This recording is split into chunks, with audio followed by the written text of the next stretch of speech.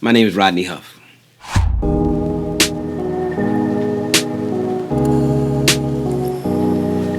Being a part of this church has brought my spirit back to life. Sometimes you can go through a certain period in time where it's like a dry season. And when I came here and heard the worship services and things of that nature, because prior to that I was a member of another church for about 7 years.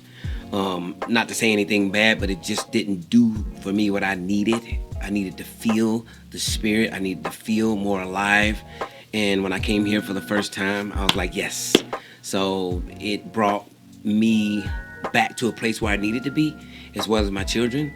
And we love being here. Love it, love it, love it. So it's reinvigorated me. I'll say it like that. Yes, reinvigorated. So, yeah. Last week, Pastor Billy was talking about how God reveals himself to us.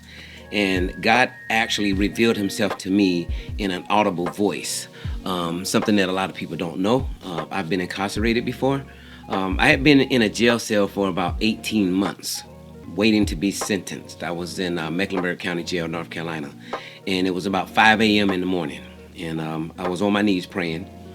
And as I went to get up from praying, there were two hands I could feel touch my shoulders and said, keep praying. Audibly, keep praying.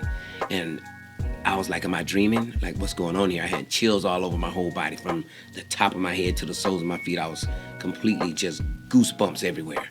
So I tried to get up again and it's keep praying. And then I started to hear music. I heard music that I can't explain. I've never heard this music before. It was very, very, very beautiful music. And the music just continued, and I continued to pray and pray and pray and pray. And it must have lasted for at least 20 minutes.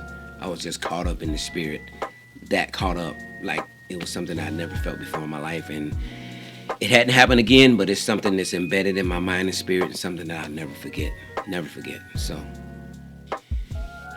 what I would tell somebody who's struggling, it all depends on what they're struggling with, first of all.